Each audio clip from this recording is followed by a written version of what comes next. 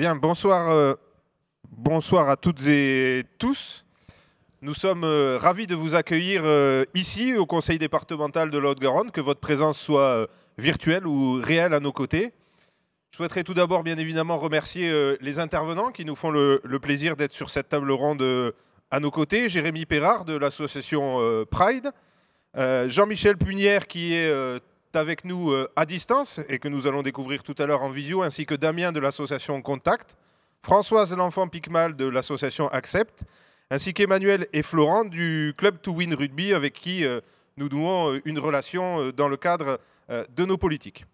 Je suis très heureux de voir aujourd'hui les acteurs associatifs que nous accompagnons et avec qui nous menons les politiques contre toutes les formes de discrimination et tout particulièrement ce soir contre les LGBTQI-phobies, être à nos côtés pour cette deuxième soirée des troisièmes rencontres pour l'égalité. Un constat, tout d'abord, un constat partagé par toutes celles et ceux qui se refusent à détourner le regard. Et nous sommes fort heureusement de plus en plus nombreuses et nombreux. Le constat d'une République qui est aujourd'hui fragilisée, une République testée, dénoncée, attaquée, et qui a, nous le sentons tous parfois, du mal à trouver la réplique. Il y a celles et ceux qui ne croient plus en la République, qui ne croient plus en ses valeurs, notamment celle d'égalité, celles et ceux qui sont désabusés, déçus, car ils ont l'impression que les valeurs de la République ne s'appliquent pas à eux, et les raisons sont parfois multiples. Alors, faire vivre la République, cela ne se décrète pas, cela se construit au quotidien. Celles et ceux qui se mobilisent sont nombreuses et nombreux, individus, acteurs associatifs et institutionnels, mais cette mobilisation ne suffit pas. Notre République souffre parfois de discours incantatoires non suivis d'actes. Elle souffre aussi parfois de paroles qui n'ont d'autre objectif que de venir nourrir des plans de communication. C'est pourquoi le Conseil départemental s'est engagé depuis 2015 dans une programmation ambitieuse pour faire vivre la République et ses valeurs en Haute-Garonne. Nous nous y sommes engagés à travers la création d'un dispositif, le dispositif de parcours laïque et citoyen dès 2015, puis nous nous y sommes engagés à travers le programme d'action Les Chemins de la République, destiné à promouvoir les valeurs de la République et de la laïcité, en fournissant une plateforme d'action innovante destinée à l'apprentissage, l'appropriation et la promotion de ces valeurs auprès du plus grand nombre. Alors, l'homophobie est un mal ancien, mais un mal toujours actuel, un mal qui revient vers une voie de banalisation quand on ne le combat pas et qui s'adapte aux mutations de la société, aux nouveaux moyens de communication redevenant de plus en plus banals et ordinaires. Les actes homophobes, malheureusement, se produisent partout, et ce, dès le plus jeune âge. Et ce n'est pas, je ne doute pas que les intervenants y feront référence, la période du Covid qui a arrangé cela, venant enfermer les discriminations et leur expression parfois violente, dans des milieux clos. Alors les responsabilités qui sont les nôtres, elles sont grandes. Notre responsabilité, c'est d'abord d'avoir une parole claire. Les institutions doivent affirmer ce qui relève de l'opinion et ce qui relève du délit. Et les discriminations, quelles qu'elles soient, constituent un délit.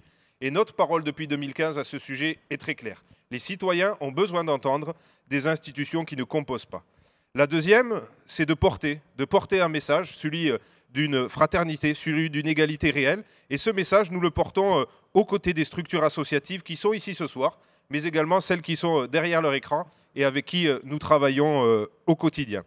Alors, la question que nous allons nous poser ce soir, c'est d'essayer de savoir comment est-ce que nous allons être plus nombreux aux sorties de cette conférence à lutter contre les LGBT-phobies. Et ce rôle, c'est le vôtre à travers votre expertise du quotidien, à travers votre réflexion, vos réflexions. Et donc je suis très heureux, et nous sommes très heureux de vous accueillir ce soir.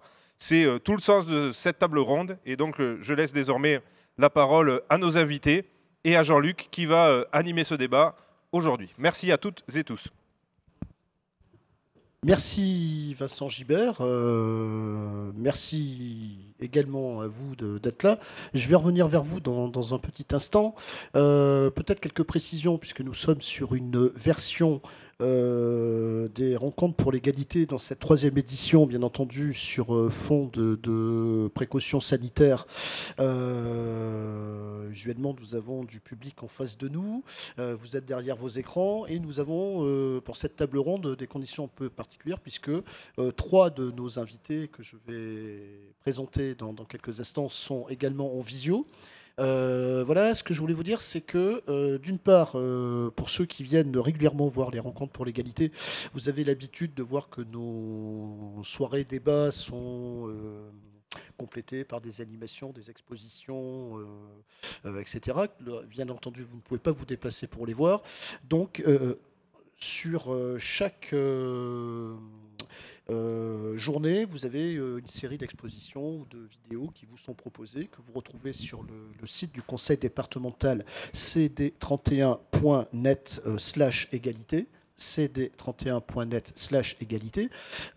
Et sur la journée d'aujourd'hui, vous est proposé d'une part une vidéo réalisée par l'association Contact qui est représentée ce soir, accompagner parents et jeunes contre l'homophobie et la transphobie, et qui est complétée par une exposition virtuelle qui nous a été amenée par l'association L'Autre Cercle et qui s'appelle Clichés et préjugés de Cédric Rouillin.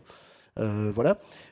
Pour terminer cette présentation et ne pas faire trop long, je vous précise que vous avez en dessous de vos écrans un petit bandeau qui vous permet de participer, de réagir tout au long du débat et de poser des questions. Nous avons une table ici avec Hugues et Nathalie, les membres de l'équipe, qui suivent ce chat tout au long des échanges et qui, à un moment donné, pourront nous faire part de vos réactions et par leur voix interposée, vous pourrez ainsi poser des questions à nos invités. Alors, loin de nous physiquement, mais près de nous par l'esprit, je suis ravi d'avoir autant d'acteurs associatifs qui à chaque fois se mobilisent à nos côtés. Je vais commencer par les présentations par Jean-Michel Punière, qui est le coordinateur de l'association Contact, et donc qui est en visio.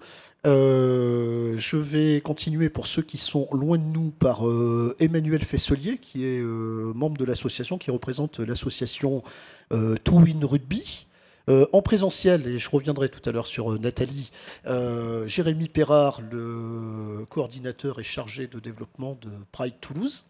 Voilà, le monsieur qui coordonne entre autres la marche des fiertés toulousaine, mais qui fait bien d'autres choses, et je pense qu'on va découvrir ses activités tout au long de ces échanges. Florent Delacrosse, qui représente l'association To Win Rugby en présentiel, en complément d'Emmanuel. Damien, qui est membre de l'association Contact, au sein de laquelle il est bénévole. Il va nous parler de son expérience et de son action au sein de l'association. Ensuite,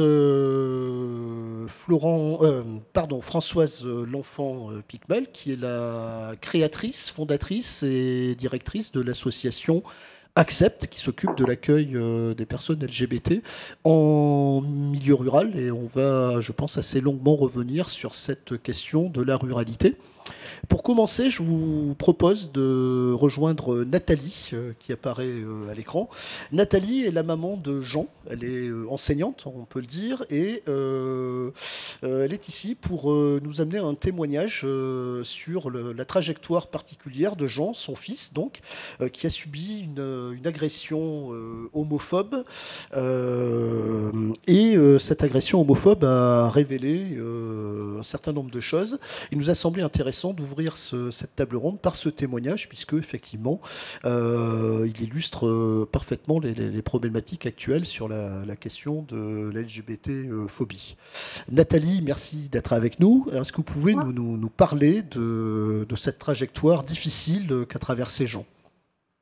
Bonsoir à tout le monde. Donc, je suis Nathalie, je suis enseignante en milieu rural avec mon mari qui est aussi enseignant. Et nous avons un fils qui va bientôt avoir 23 ans, qui a donc fait son coming out à 19 ans, suite à une violente agression dans le métro des Arènes à Toulouse, il y a 3 ans. Un soir à minuit, il a été agressé par 6 à 7 individus jeunes, moins de 20 ans, qui l'ont roué de coups. On appelle ça une violence en bande organisée. Voilà, donc une très grosse agression. Il a eu la lucidité d'arriver à s'échapper, de se protéger le visage et pour rester lucide et pour ne pas se trouver mal face au coup. Voilà, puisqu'ils ont joué avec lui au sol, ils l'ont tapé au sol contre un mur, etc. Donc il a réussi à s'échapper et puis à se réfugier chez une amie. Et donc, après, on va dire le passage aux urgences, le dépôt de plainte, mais qui n'était pas en tant qu'agression homophobe, puisqu'à l'époque, il n'avait pas fait son coming out.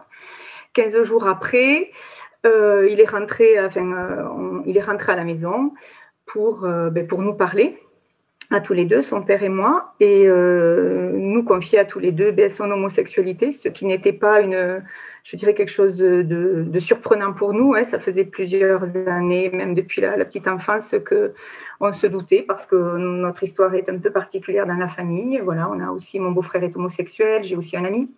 Voilà, donc on était un petit peu dans on y pensait, c'est des choses sur lesquelles on se questionnait, mais sans jamais aborder la question directement avec notre fils. Voilà, donc une fois qu'il s'est confié à nous, on a accueilli ça avec, d'abord un certain soulagement pour pouvoir enfin apprendre à le comprendre, mais surtout ce qui nous a atterrés, le second coup de massue après cette violente agression, ça a été la révélation d'un harcèlement scolaire que nous n'avions pas vu. Voilà, du collège, de la 4e à la terminale. Et ces mots, c'était si vous savez ce que j'en ai chié, ce que j'en chie depuis des années, je veux être libre, je veux qu'on me foute la paix. Voilà, alors nous, comme on était enseignants tous les deux, ça a été le début d'un long parcours de culpabilité, puisqu'au début, notre fils nous a dit surtout, je veux que vous en parliez à personne.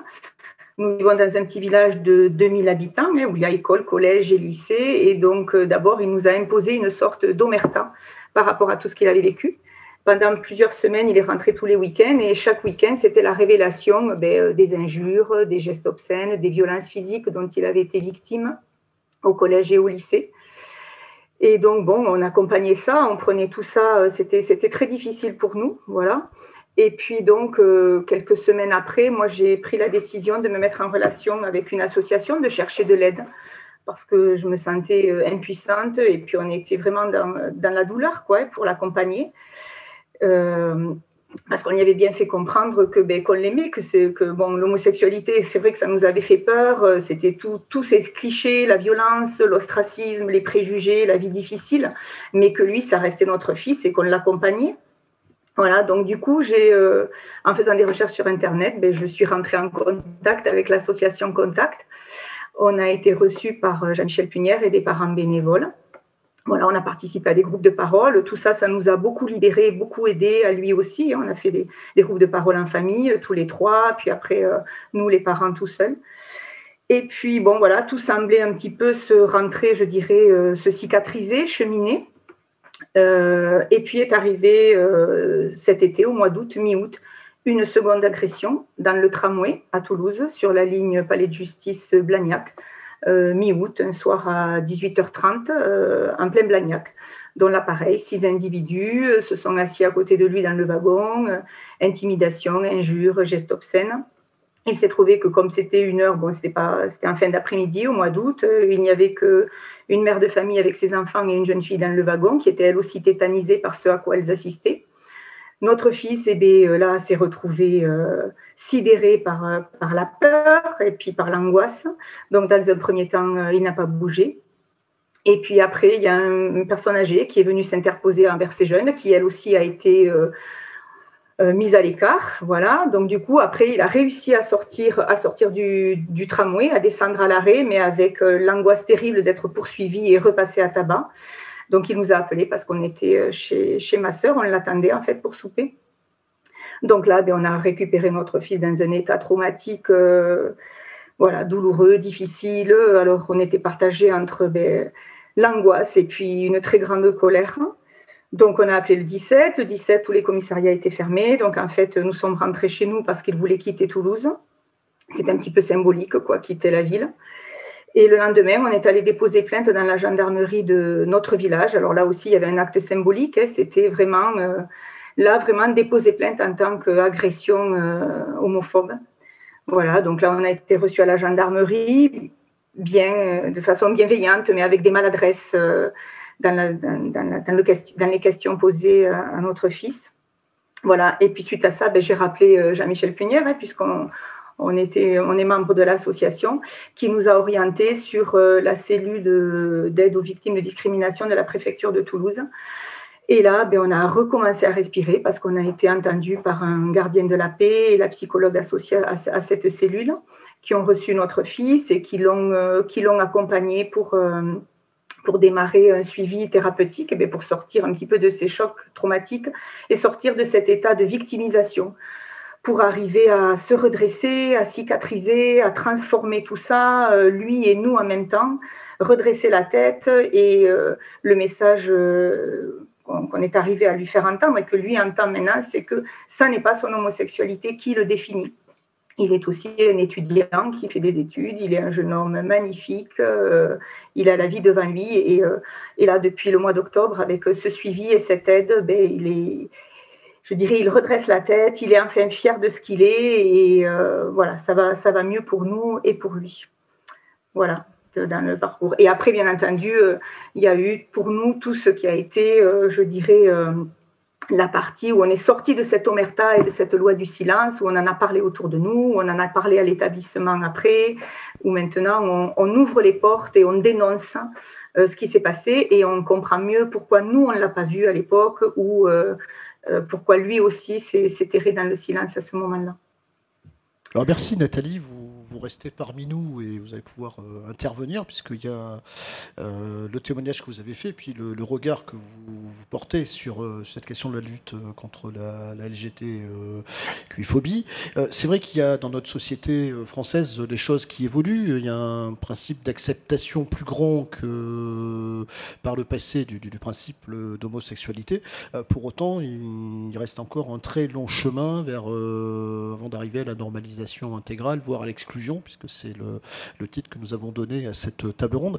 Alors, dans le témoignage de Nathalie, il y a sur cette trajectoire de Jean tout un ensemble de problématiques, celle de l'acceptation, de la visibilité, du repli sur soi, l'accompagnement, etc. Je voudrais me tourner vers Jean-Michel Punière, puisque Jean-Michel est le coordinateur de Contact, mais il est également psychologue.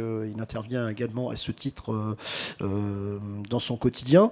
Jean-Michel, quel regard vous portez sur ce parcours finalement? Qu'est-ce qu'il révèle?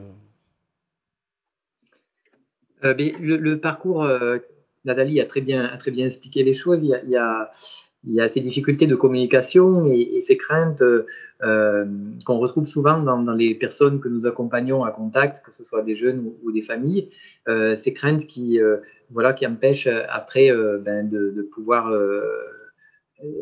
s'exprimer simplement et librement. Et en plus, il y a tout à travers ce qu'évoquait Nathalie, ce risque d'être exposé à des violences, à des agressions, par exemple à caractère homophobe. Les personnes, si elles se sentent vulnérables, risquent d'autant plus d'en être victimes. Ce qui me paraît important, c'est peut-être de souligner ce qui n'était pas évoqué, la question de l'homophobie intériorisée. C'est-à-dire que la personne elle-même homosexuelle peut avoir une forme de haine de soi qui résulte de l'intériorisation de tous les préjugés homophobes qu'elle a pu entendre depuis l'enfance. Et donc, ça amène cette personne, quand elle prend conscience de son orientation sexuelle, à parfois avoir une image négative d'elle-même, avoir une estime de soi dégradée. Et donc, c'est quelque chose qu'on retrouve assez souvent et qu'il nous faut prendre en compte dans l'accompagnement des personnes LGBT. Et donc, pour pouvoir les aider à dépasser ces préjugés et à s'accepter pleinement. Et donc, malheureusement, quand elles sont confrontées en plus c'est un cercle vicieux en quelque sorte, des agressions par exemple, à des phénomènes de harcèlement milieu scolaire ou à un rejet de la famille, et bien évidemment, cela aggrave cette estime de soi dégradée. Alors qu'au contraire, quand on peut travailler là-dessus, ça permet de donner à la personne la capacité de mieux réagir et de mieux communiquer avec ses proches ou les personnes plus largement qu'elle va croiser dans sa vie. Alors merci Jean-Michel. Est-ce que l'un de vous souhaite compléter? Jérémy peut-être? Oui, déjà souligner la qualité de l'intervention, de la maman qui accepte de témoigner, rappeler ce qui s'est passé. C'est important parce que ça met un visage sur les LGBT-phobies. On a le sentiment encore dans la société que la communauté LGBT QI+, est de moins en moins victime de discrimination. Et au travers de ce témoignage, on se rend compte que malheureusement, encore aujourd'hui, il y a encore des victimes. Et les chiffres de SS homophobie le traduisent aussi parce que chaque année, le rapport montre cette augmentation. Ce qui, moi, m'interpelle également, c'est qu'au-delà de cette agression, la victime a été agressée à plusieurs niveaux. Et que dans son parcours, déjà, qui est assez difficile d'acceptation, donc j'ai été victime d'une agression en raison de mon orientation et mon identité de genre.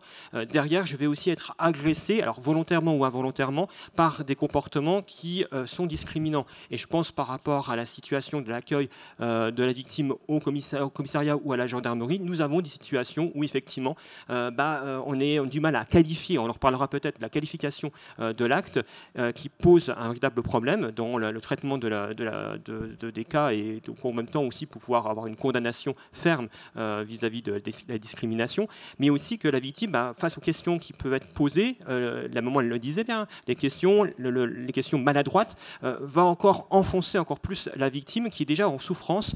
Et là, se pose la question, est-ce que je vais encore avoir le courage d'accepter cela et de pouvoir faire cesser ces actes-là? Et donc, je veux souligner quand même cette chance d'avoir eu d'avoir des parents qui, derrière, ont pu accompagner leur enfant. C'est pas tout le temps pareil, c'est pas tout le temps le cas. Et on a des situations, et je pense que Jean-Michel ou même Françoise pourront témoigner, que malheureusement, il y a des situations où l'enfant, derrière, n'est pas soutenu, n'est pas aidé. Et heureusement qu'il y a des associations qui sont là pour pouvoir faire les permanences, l'accueil et l'aide. Alors, Jérémy a partiellement répondu à la question que je vais poser, mais j'ai envie de me tourner vers ceux qui sont proches de moi et ceux qui sont en visio. Mais est-ce qu'au vu de vos expériences respectives, le très difficile chemin qu'a suivi Jean est exceptionnel, ou au contraire, est-ce que vous rencontrez dans vos actions les uns les autres assez souvent ou régulièrement des situations similaires? Oui, Florent. Malheureusement, toutes ces agressions-là, elles sont plus fréquentes que ce qu'on pense. On peut voir certaines personnes qui peuvent penser être un peu plus tranquilles dans les grandes villes, donc notamment à Toulouse, alors qu'on peut voir qu'à Toulouse, en l'occurrence, on a eu le cas pour 2 cas consécutifs où une même personne s'est fait agresser 2 fois dans le métro, donc toulousain, et ensuite dans le tramway toulousain. Après, voilà, malheureusement, il y a encore des comportements qui font que.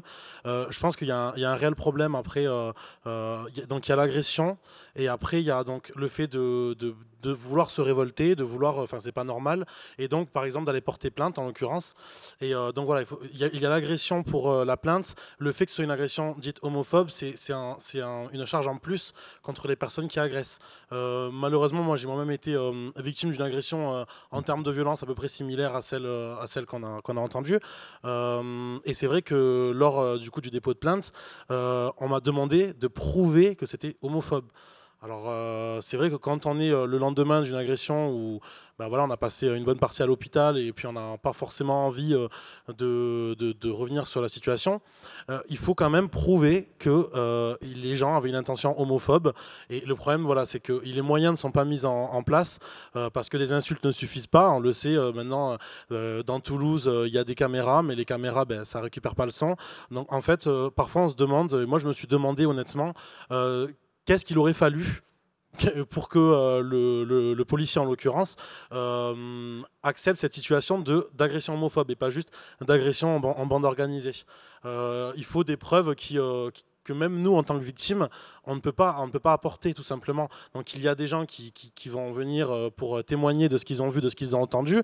En l'occurrence, ça a été des agressions verbales puis physiques qui ont donné du coup sur un passage à tabac, tout simplement.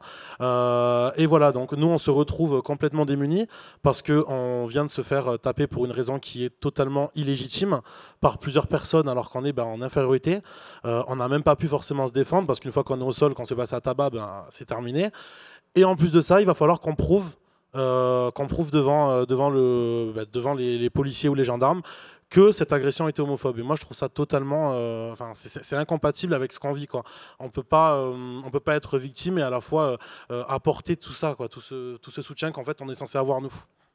Alors, je voulais me tourner vers Damien et Françoise, mais peut-être avant, puisque Jérémy a posé la question de la qualification de l'acte, donc que vous venez de ressoulever dans l'illustration que vous avez donnée de ce que vous avez vécu, subi, et très clairement dans le témoignage de Nathalie, cette question, elle a été rapide dessus, mais apparaît également. Alors, est-ce que c'est un problème d'ordre juridique? Est-ce que c'est un problème de formation des professionnels, à commencer par les policiers qui reçoivent les victimes, ou les plaintes en tout cas? Alors, je sais pas, Jean-Michel, Jérémy, Jean-Michel, dans l'ordre que vous voulez.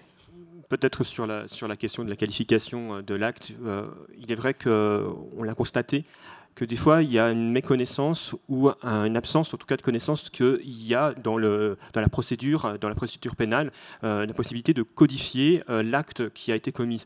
Et que le fait de codifier cet acte en lui mettant ce caractère homophobe, transphobe, a une importance réelle, déjà pour la victime, mais aussi dans le traitement de cette plainte, parce que directement, ce qui va se passer, et nous le savons, parce que nous avons la chance de participer au groupement de traitement local de traitement de la délinquance, qui est rattaché directement au parquet du tribunal judiciaire de Toulouse, le fait de qualifier par la gendarmerie ou par la police d'un fait qui est homophobe, transphobe, donc LGBTophobe, va faire que le procureur va être directement saisi de cette plainte et directement va pouvoir instruire et gérer. Et nous, associations qui faisons partie de ce groupement de traitement de la délinquance, nous allons être aux connaissances de la situation. Et donc après, ce qui va se passer, pour pas être très long, c'est que quand on sait qu'il y a une absence, en tout cas une méconnaissance de la qualification, c'est d'aller auprès des commissariats de la gendarmerie, de rappeler. Et là, je pense à l'association FLAG, qui est une association qui est dédiée à l'accompagnement des policiers et policières LGBT. Ils ont fait une application que je vous invite à télécharger. Cette application, il y a la codification, et donc la victime peut aussi arriver avec... Voilà, c'est le code là qu'il faut justifier pour pouvoir après, derrière, une meilleure reconnaissance de la situation et derrière aussi inviter les policiers et policières à être formés. Alors Jean-Michel, vous vouliez intervenir aussi, oui. Compléter? Oui, voilà. Alors, en effet, la question de la formation peut-être se pose. Un jour, il y a quelques années, j'avais accompagné justement un jeune qui avait été victime d'une agression physique comme ça, à caractère homophobe. Et le fonctionnaire de police ne trouvait pas il voulait trouver la bonne nomenclature pour pouvoir le recenser comme une agression homophobe, mais il me dit non, mais ça n'existe pas, je ne trouve pas dans la liste que j'ai à ma disposition.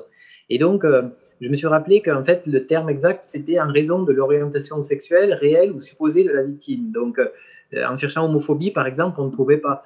C'est la question de l'orientation sexuelle. Donc, il y a ce premier point que je voulais dire. Et puis après, ce qui me paraît important aussi de souligner, c'est, en complément de tout ce qu'on a pu dire, l'importance peut-être de dispositifs qui sont très peu utilisés, qui n'existent pas encore vraiment, même en France, par exemple tels que la justice restaurative, qui permet aussi de proposer des rencontres aux personnes qui ont pu être victimes et aux personnes qui ont commis des actes, par exemple homophobes ou d'autres actes, et qui permet, pour les gens qui le souhaitent, un échange, pouvoir comprendre finalement ce qui s'est passé, ce que la personne a ressenti, et donc d'avoir une approche qui, en tout cas, dans les pays où elle est utilisée, en Europe du Nord notamment, ou en Amérique du Nord dans certains contextes, apporte une bien plus grande satisfaction des victimes, ou en moyenne, hein, bien sûr, et une compréhension de la part des auteurs de la gravité de leur acte, et évite aussi beaucoup les récidives. Donc je pense que c'est important aussi dans notre culture de prendre en compte des approches qui vont compléter cela pour mieux prévenir et éviter que les actes se reproduisent en termes de violence. D'accord, donc il y a bien la question de la qualification de l'acte, et puis j'imagine dans le parcours réparateur, je ne sais pas si c'est le terme consacré, celle de sa reconnaissance finalement, je pense que c'est important. Alors peut-être on pourra le redévelopper dans quelques instants, je voulais quand même me tourner vers Damien. Damien, vous avez également traversé des chemins difficiles. Quelles difficultés vous avez rencontrées pour d'une part peut-être accepter votre homosexualité? Le problème qu'on a soulevé avec Jean-Michel tout à l'heure. Et comment est-ce que vous avez pu trouver du relais et être accompagné par une association et en l'occurrence Contact? Donc oui, c'est vrai que j'ai pu rencontrer des difficultés assez récentes parce que mon coming out date d'il y a 2 ans. Donc ça a été, avant de pouvoir franchir le cap, un long moment de solitude, effectivement de ne pas pouvoir rencontrer des personnes qui pouvaient soit me ressembler, soit m'accompagner. J'ai été dans un micmac un peu émotionnel et psychologique compliqué à gérer à 25 ans, donc mon coming out a été assez tardif et c'est à ce moment-là où je me suis tourné vers l'association Contact, dont j'ai retrouvé les coordonnées par les événements liés à la Pride il y a 2 ans. Et c'est grâce à cette association et grâce à Jean-Michel donc, que j'ai pu avoir un accompagnement psychologique dont j'ai bénéficié, et c'est suite à ça que j'ai décidé de devenir donc bénévole pour moi-même passer le flambeau. Et voilà, donc moi ce que j'aimerais mettre en avant, c'est que pendant ces moments de coming out, il n'y a aucun livre, aucune recette qui accompagne, qui explique aux personnes concernées ou aux familles comment se comporter. Et malheureusement, il peut y avoir parfois, de la part des proches, donc famille ou amis, des remarques maladroites qui, aux yeux d'un hétéro, ou alors quand on me demande est-ce que tu as une copine, peut paraître très anodin et au final avoir des répercussions et entraîner un repli sur soi que je vis encore aujourd'hui. Donc qui est de moins en moins lourd à porter pour moi, mais il y a 2 ans, ça pouvait durer 2 semaines après une question comme ça pour que je puisse m'en remettre. Aujourd'hui, je suis ici, donc je peux en parler de manière très libre et publique, mais voilà, donc c'est après avoir franchi des étapes de souffrance que j'en suis là. Après, je pense que le monde avance dans le bon sens, et j'ai confiance en ça, mais voilà, il y a encore beaucoup de chemin à faire à mes yeux. Ouais. Alors effectivement, vous apportez une note positive et il n'est pas question ici de faire du misérabilisme, bien entendu. Alors Françoise, je voyais ce que vous souhaitiez réagir et peut-être au regard des situations que vous abordez avec Contact, puisque vous avez développé une structure qui se tourne vers l'accueil des personnes majeures en difficulté. Oui. D'abord, je voudrais dire un grand merci à cette maman pour avoir été là avec son fils. Et donc, vraiment, merci madame. Il faudrait que beaucoup de familles soient comme vous. Ensuite, donc, moi, je voudrais parler en milieu rural de la difficulté que ressentent les personnes LGBTQI à aller porter plainte dans une gendarmerie. Puisque nous avons des gendarmeries, à savoir que tout le monde se connaît, surtout de vue, et que c'est très difficile de franchir la porte de la gendarmerie, sachant très bien que l'on va rencontrer une personne connue et dévoiler qui l'on est vraiment, ça peut être un grand frein. Donc, je rejoins Jérémy quand il parle de l'appli de Flag. Je pense que c'est bien de faire connaître cette appli de Flag qu'ils ont mis en ligne. Alors, est-ce que vous avez l'impression, peut-être une réponse rapide sur cette question-là, mais qu'effectivement, ce type de support qui est développé par des structures associatives est suffisamment connu? Emmanuel, peut-être, est-ce que vous...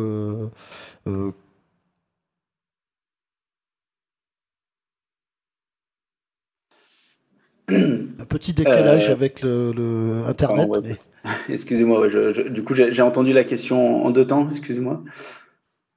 Je vous demandais si l'application Flag ou d'autres types de supports développés par des associations, selon vous, étaient connus. Vous travaillez, enfin vous investissez dans une association qui s'implique dans la lutte contre la LGBTQI-phobie. Donc, est-ce que les gens que vous rencontrez connaissent ce type de support? Est-ce que c'est des relais intéressants Alors non, effectivement, je pense qu'il y a une certaine méconnaissance de ces supports et de ces aides qu'on peut trouver, comme le disait Florent à juste titre tout à l'heure.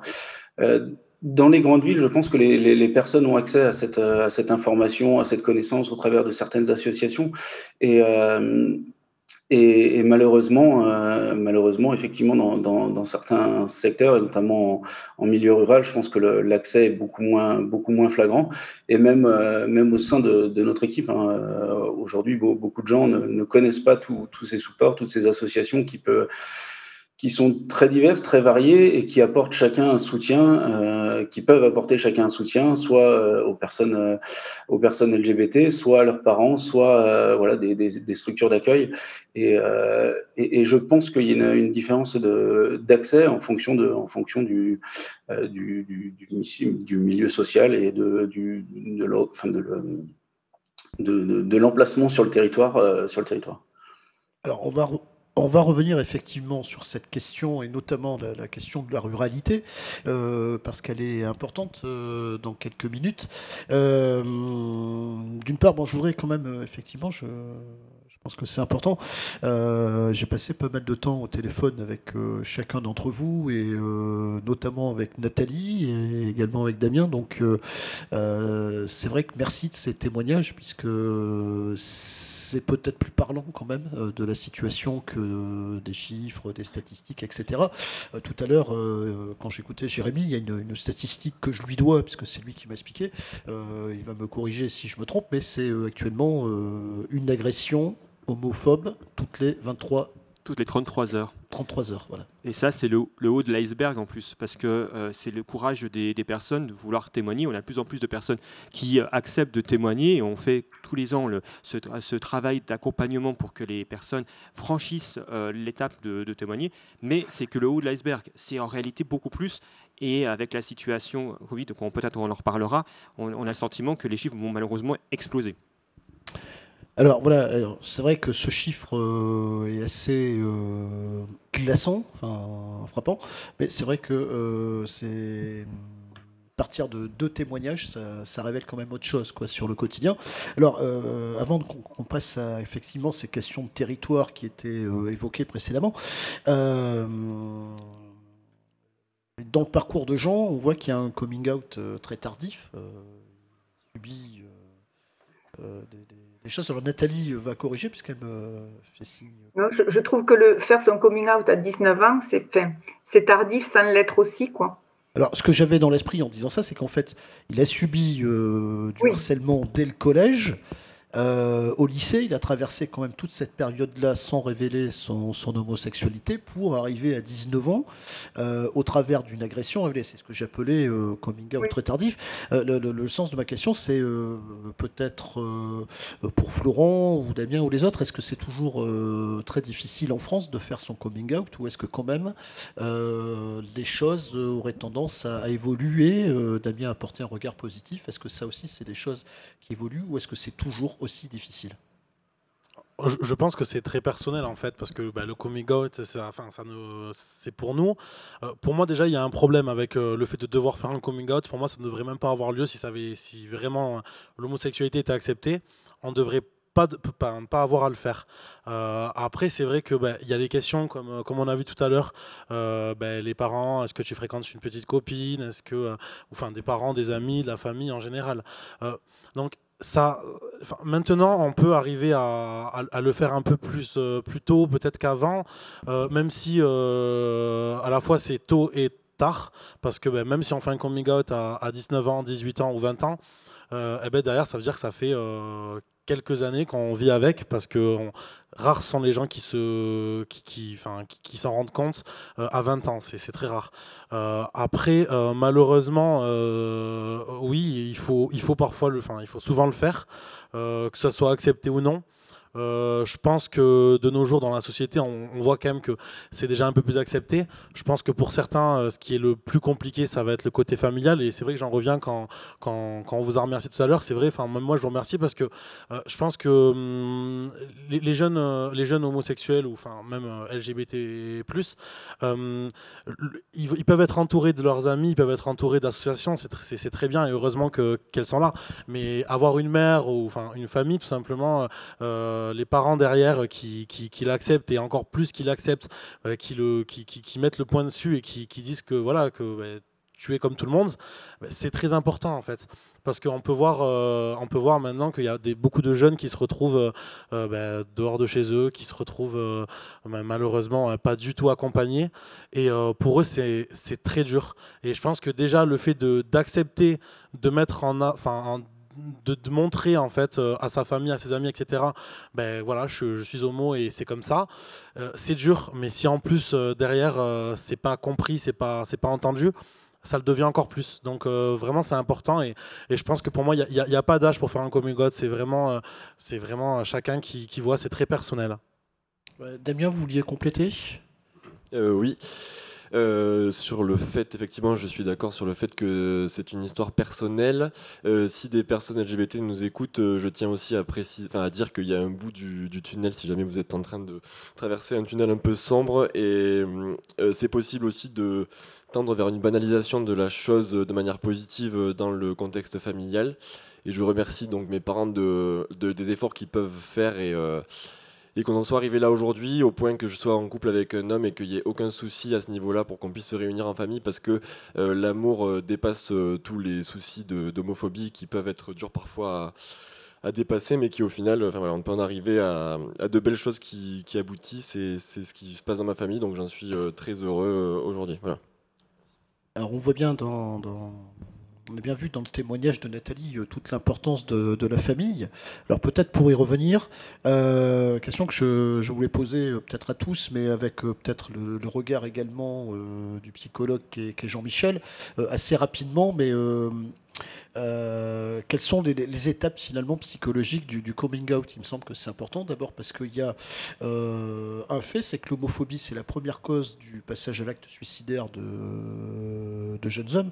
Donc quelles étapes finalement psychologiquement, par quelles étapes on passe, même si on a bien compris que c'était une démarche personnelle et donc c'est peut-être pas forcément toujours les mêmes, mais en tout cas peut-être qu'est-ce qui peut être des freins ou des écueils à un coming out réussi?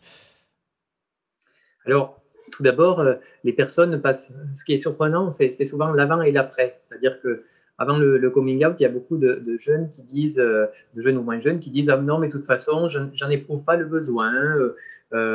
Ma famille n'est pas au courant, mais bon, c'est ma vie privée, etc. Ou alors je leur dirai quand je serai en couple plus tard avec quelqu'un, que j'aurai quelqu'un à présenter, il n'y a pas besoin de faire le coming out, tout ça. Et ils minimisent souvent à cette période-là. Comment dirais-je, tout ce que ça nécessite comme adaptation de leur part. C'est-à-dire qu'il y a beaucoup de gens qui, du coup, ne parlent pas de toute une partie de leur vie ou même racontent des mensonges, sont obligés de s'inventer une vie hétéro, par exemple, ou parfois même vivent un temps une vie hétéro pour donner cette image à leurs proches. Et donc, bien sûr, tout ça est épuisant et très complexe à vivre psychologiquement et socialement. Et puis, après le coming out, il y en a beaucoup, au contraire, qui parfois avaient ce discours avant et qui disent quel poids énorme, finalement, je me suis enlevé sur les épaules en parlant. Donc, pour cela, il y a souvent, finalement, le discours de la société comme quoi l'orientation sexuelle fait partie de la vie privée, etc., alimente aussi cela. Parce que bien sûr que dans l'orientation sexuelle, il y a une partie qui fait partie de la vie privée, mais quand, par exemple, on est hétéro au travail ou dans la vie familiale ou dans la vie sociale, on ne cache pas le fait qu'on a un copain ou une copine, qu'on a fait une rencontre, des choses comme ça. Au contraire, même dans beaucoup de groupes de jeunes, par exemple, c'est mis en avant toute cette vie finalement dans le discours avec les amis, etc. Et là, au contraire, c'est souvent caché. Donc, il y a ce temps qui peut passer par une période de déni, c'est-à-dire le fait de ne pas déjà pouvoir s'accepter dans un premier temps, de ne pas se reconnaître comme homosexuel. Dans l'homophobie intériorisée, des fois, ça prend la forme du déni. Et puis ensuite, le fait de dépasser cette forme de haine de soi que j'évoquais tout à l'heure.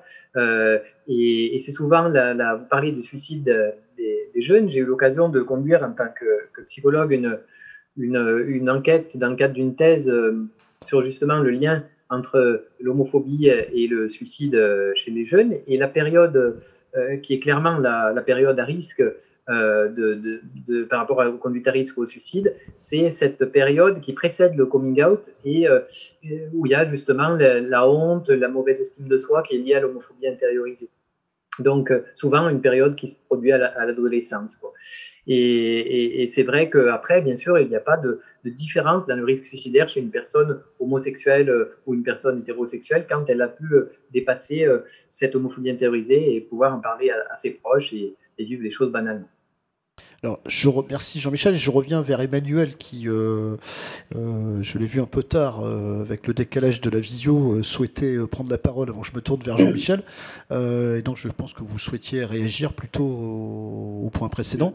Je voulais oui, effectivement réagir sur le point précédent, mais Jean-Michel en a parlé un petit peu et au travers des différents témoignages des membres de l'équipe, on se rend compte que souvent on parle du coming out, alors que en réalité c'est plutôt des coming out.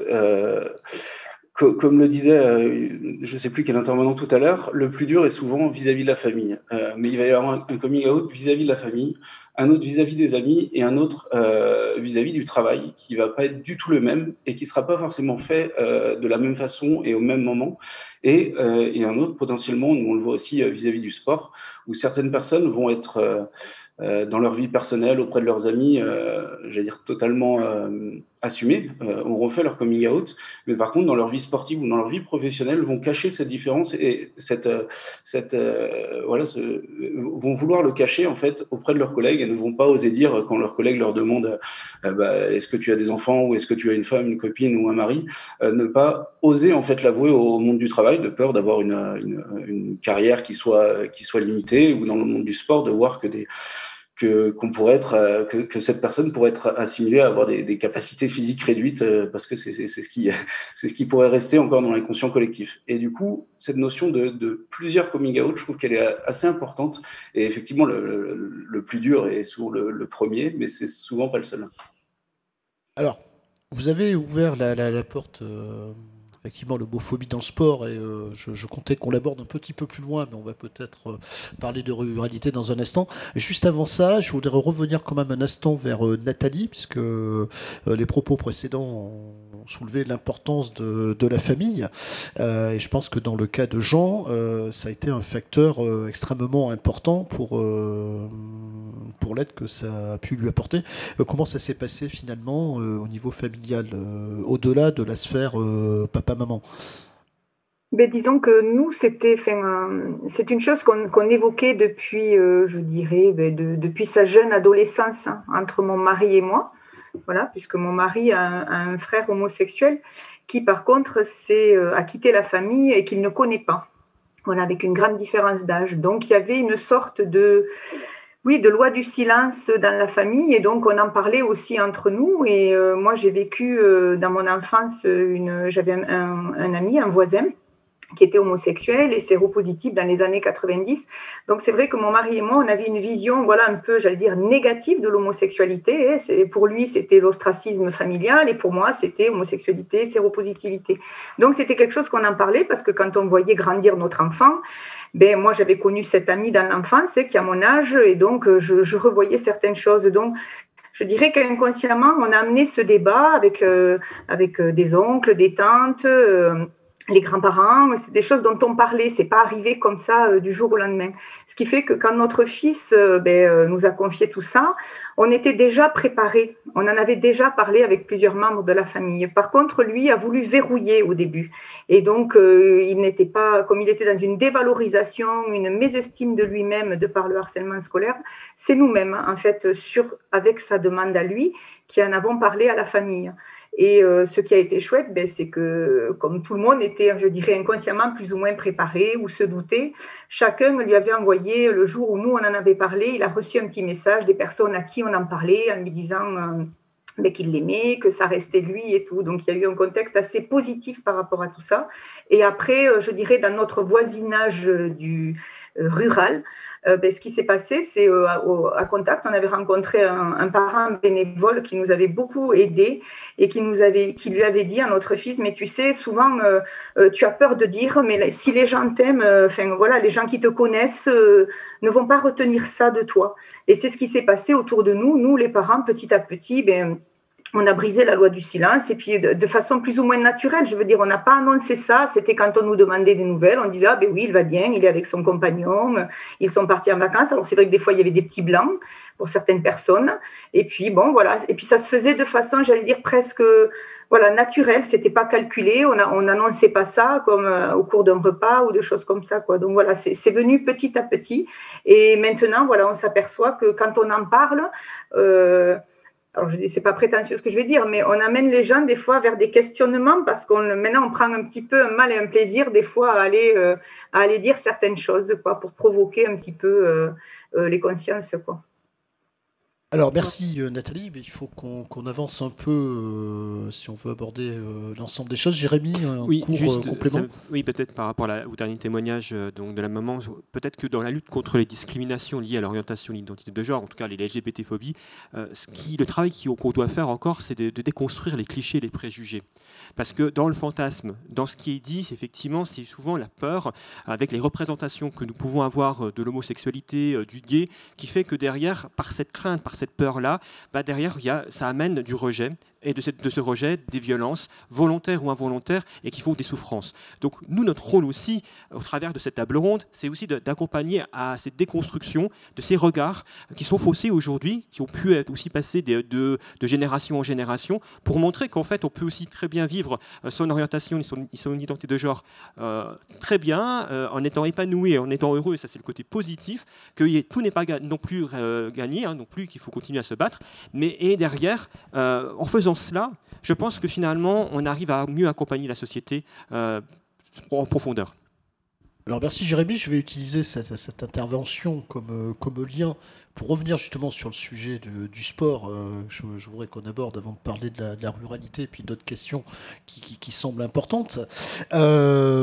Finalement, où en est-on de l'acceptation, de la normalisation dans le domaine du sport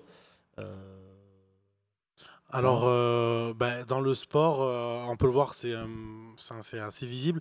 Il y a encore des soucis d'acceptation, d'inclusion, tout simplement. C'est aussi pour ça que nous, notre groupe existe, donc les Twin.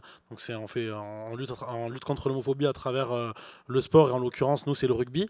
On peut voir au rugby qu'il y a encore des difficultés pour les jeunes de se sentir inclus dans le collectif, dans une équipe, je dirais, plus classique que celle des Twins, du moins qui n'a pas pour vocation de lutter contre l'homophobie. Moi, ça fait déjà plus de 10 ans que je fais du rugby, et je suis chez les Twins depuis pas si longtemps que ça. J'ai évolué d'abord dans des équipes dites plus classiques, et c'est vrai que on le voit autant sur le terrain que dans les vestiaires, que dans le bus pour aller au match. On se sent pas forcément, alors je parle pour moi en l'occurrence, mais je pense pour une globalité de personnes, inclus dans le groupe, parce qu'on se sent déjà différent et on se retrouve un peu moins dans cette mini-société qui est le rugby. Voilà, on peut voir, notamment dans des équipes où ça va être quelques blagues un petit peu bof, où ça va beaucoup parler des femmes, voilà. Et nous, on se sent pas vraiment représenté.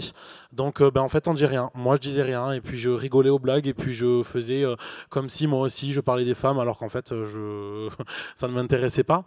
Donc voilà, c'est vrai qu'au final on se met à l'écart de plus en plus, et on n'est pas dans la masse. Et du coup, après, moi j'avais arrêté donc le rugby, et c'est là où j'ai connu les Twin, qui est un collectif du coup à la base un collectif gay, mais maintenant qui est beaucoup plus hétéroclite que ça, donc il est LGBTQI inclusif, hétéro-friendly, il y a vraiment tous les profils, et donc voilà, comme nous, une des phrases qui est importante pour les Twins, c'est naître pour ne plus exister. Donc c'est notre devise, voilà. Donc naître pour ne plus exister, c'est quand même assez fort. C'est pour montrer que voilà, c'est le jour où vraiment dans le milieu du sport notamment, il y aura plus ces problèmes d'homophobie et de LGBT+ phobie. Ce club-là n'aura plus aucune raison d'exister tout simplement, et on n'aura pas besoin d'accueillir des jeunes qui ont envie de jouer au rugby, qui se sentent pas forcément à l'aise avec l'idée d'être dans un collectif qui sera peut-être pas forcément ouvert à ça. Et j'élargis même le trait, c'est-à-dire que moi en 10 ans j'ai entendu des insultes homophobes, des insultes racistes, des réflexions dénigrantes sur la femme. Enfin voilà, il y a malheureusement encore beaucoup d'évolutions à faire, et je pense que dans le sport c'est également quelque chose qu'il faut voir. Je pense que les institutions sportives ne parlent pas assez de quels joueurs ils peuvent accueillir. Et en fait, dans une équipe, il y aura des hétéros, des bisexuels et des gays. Et ça devrait être complètement normal. D'accord, alors peut-être pour compléter, Emmanuel, un mot sur j'ai été étonné, puisque pour moi, Touwin, avant de vous connaître, était un club de rugby gay, et c'est bien plus que ça. Donc peut-être quelques mots sur la vocation de l'association. Et effectivement, comme disait Florent à l'instant, c'est pas qu'une équipe gay-friendly, comme elle a pu s'appeler à une époque. Aujourd'hui, on a des profils qui sont extrêmement différents dans l'équipe, des femmes, des hommes, des gays, des bi, des hétéros, et de différentes origines, de différentes nationalités. Et le but, en fait, est vraiment de valoriser l'inclusion, de la rendre visible, ce qui veut pas dire qu'on a besoin de donner son orientation sexuelle en arrivant dans le club, bien au contraire, mais on veut vraiment rendre visible cette inclusion et prouver aux rugbymen amateurs, professionnels, aussi aux institutions, que l'orientation sexuelle ou l'identité de genre ne limite pas ne doit pas limiter l'accès au sport à certaines personnes, et notamment au sport collectif, et ne va surtout pas définir sa capacité à être bon ou mauvais dans un sport, et que c'est pas ça qui va caractériser son niveau dans le sport.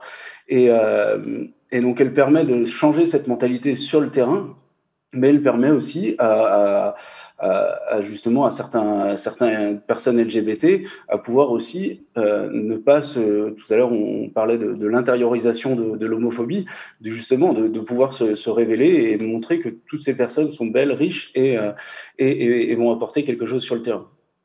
Et je voulais aussi rebondir sur ce que disait Jérémy tout à l'heure, sur les clichés, et sur ce que disait Florent également, où aujourd'hui dans le sport, il y a encore des comportements homophobes et affirmés homophobes, j'allais dire, mais il y a aussi tout un tas de clichés qui sont véhiculés dans le sport, et d'entendre, alors excusez-moi pour le terme, mais dans des vestiaires de rugby, on n'est pas des PD, on va les défoncer, et ça peut gêner des personnes qui seraient elles-mêmes LGBT à révéler leur homosexualité, parce qu'elles ne vont pas se sentir à leur place.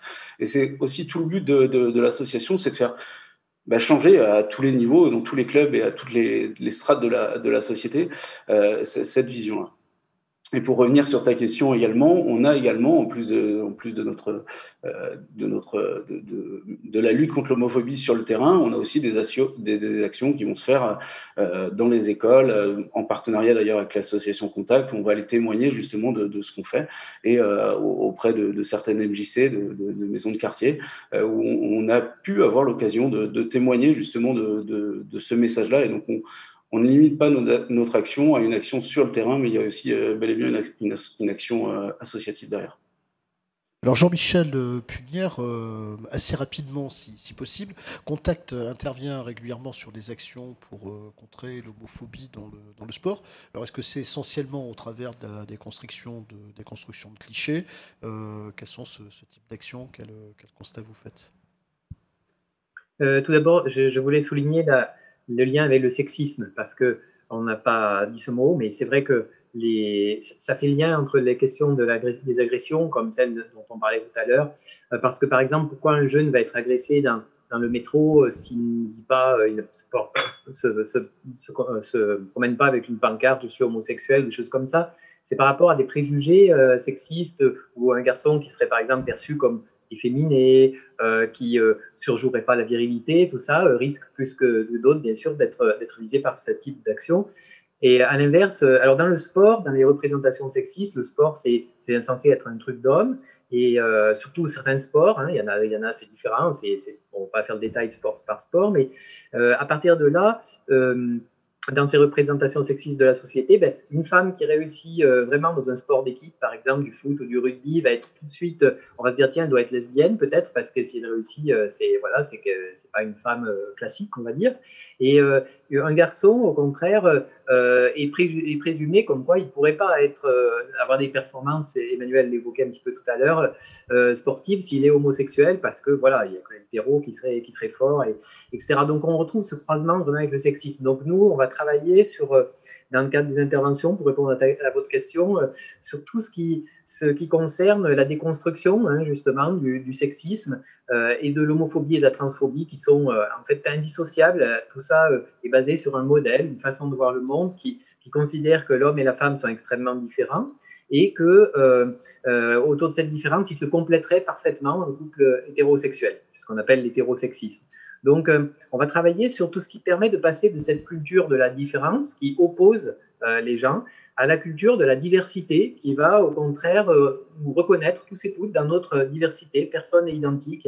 Et on va aussi beaucoup travailler sur, justement, toute cette lutte contre l'homophobie, contre le sexisme, et non pas contre les homophobes ou les sexistes, parce que je crois que malheureusement, à des degrés divers, nous le sommes toutes et tous, et que c'est cette remise en question qui va permettre d'avancer. Et bien sûr qu'il y a des degrés, et ce qui est condamnable, ce sont les actes, mais je pense que c'est très important d'aller retravailler sur nos propres préjugés. Et moi, aujourd'hui encore, en travaillant sur ces questions depuis longtemps, je me surprends parfois à avoir des préjugés, à avoir des pensées qui peuvent relever du sexisme ou de l'homophobie. Et je pense que c'est ce sur quoi il nous faut travailler collectivement pour que la société évolue.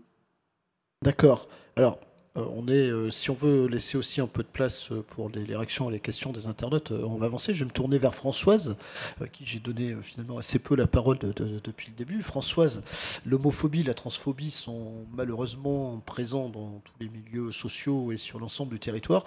Vous travaillez sur Accept, donc implanté en milieu rural. Est-ce que la LGBTQI-phobie prend un caractère plus marqué en milieu rural? Quelles difficultés rencontre une personne LGBT au quotidien dans une zone rurale? Et je pense que Nathalie va pouvoir aussi intervenir sur cette question-là. Alors, oui, Accept est dans le commerce en milieu rural. Nous avons remarqué que c'est très difficile pour une personne de faire son coming out dans la mesure où il y a déjà la question cruciale, c'est le problème de transmission du patrimoine.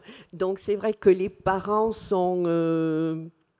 C'est difficile pour un jeune de faire son coming out puisque les parents ont un projet autre justement de transmission de patrimoine, des terres, du bétail, voilà. Donc nous intervenons, nous faisons de l'accueil de jour. Nous intervenons justement pour accueillir ces jeunes qui peuvent venir, on les écoute, car autour d'eux, ils n'ont pas une oreille bienveillante. Donc déjà, il y a un point, donc ils sont invisibles, les personnes sont invisibles. Là, en ce moment, je pense à un monsieur qui a 52 ans, et il n'arrive pas à faire son coming out, 52 ans. Et il vit dans une grande détresse mentale. Il ne sait pas, alors qu'il a une famille, notamment sa sœur, qui est avec qui il s'entend très bien, mais c'est très difficile. Voilà, donc il y a cette difficulté et les personnes ont tendance à s'isoler alors qu'en réalité elles devraient aller vers les autres, mais il y a peur du regard des autres, peur du qu'en dira-t-on, et donc on a cette difficulté. même sur le plan culturel. Pour l'accès à la culture, c'est très difficile, comme on a pu l'évoquer déjà, de franchir la porte d'une librairie pour aller chercher Tétu, par exemple, ou un autre bouquin.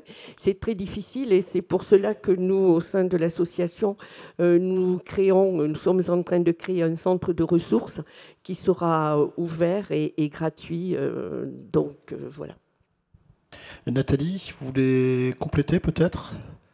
Oui, je peux rebondir par rapport à la question du sport. Je vois un milieu rural, quand on est ado et qu'on se questionne sur son orientation sexuelle, le sport en milieu rural, là où on est nous, c'était le rugby et le foot. Voilà, donc si on n'est pas branché ces sports, on va dire, dits virils, ça ne plaît pas. La danse, quand on va à la danse dans un petit village, qu'on est le seul garçon, on ne l'assume pas, donc on n'y va pas, alors que c'est ça qui attirerait. Et par exemple, nous, notre fils, là où il se sentit bien, c'est dans un sport individuel comme le tennis, et qu'il a choisi très tôt.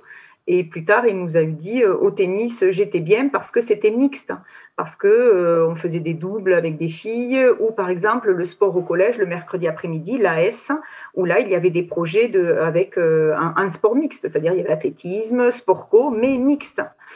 Donc voilà, c'était pour rebondir aussi sur ça. Et je rebondis aussi sur ce que vous disiez sur l'accès à la culture.